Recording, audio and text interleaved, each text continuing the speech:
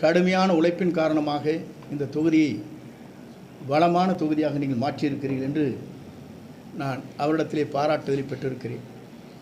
இவர் சொன்னது எனக்கு மிகவும் வேதனை அளிக்கக்கூடிய ஒன்று. ஏனென்று சொன்னால், சிற்றரசை போல தொகுதி மக்களுக்கு எந்த பணியும் ஆற்றாதைப் போல, கழக தொண்டர்களுக்கு எந்த உதவியும் செய்யாதைப் போல கருத்துக்கள் பரிமாறப்பட்டிருக்கிறது.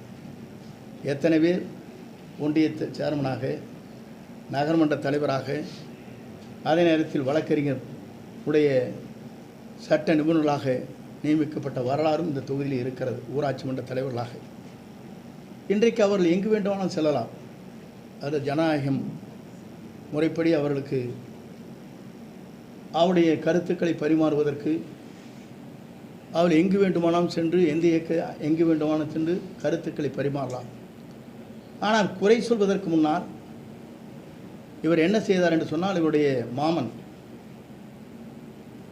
அவருடைய இறுதிச் சடங்குக்காக கோபிச்செட்டிப்பாளையம் வருகிற போது முடித்ததற்கு பிறகு நம்முடைய நெடுஞ்சாலை பயணி விடுதியில் குளித்துவிட்ட எங்களிடத்தில் சொன்ன ஒரே வார்த்தை, அப்போது 5 பேர்கள் அங்கே இருந்தால் இப்போதும் அவர்கள் இருக்கிறார்.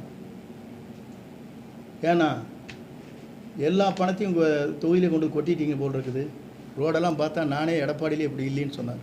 எப்படி இந்த வார்த்தை இங்கே சொல்லப்பட்டிருக்கிறது? இல்லை என்று சொல்ல மறுக்க முடியாது. அந்தியூருடைய அவர் சொந்த மாமன் இறுதிச் சடங்கு நடைபெற்றது கோபிச்செட்டிப்பாளையத்தில். நான் எதற்காக சொல்லி, அன்றைய ஒரு நிலை இன்றைய ஒரு நிலை என்பது வேதனை அளிக்கக்கூடிய ஒன்றாக இருக்கிறது.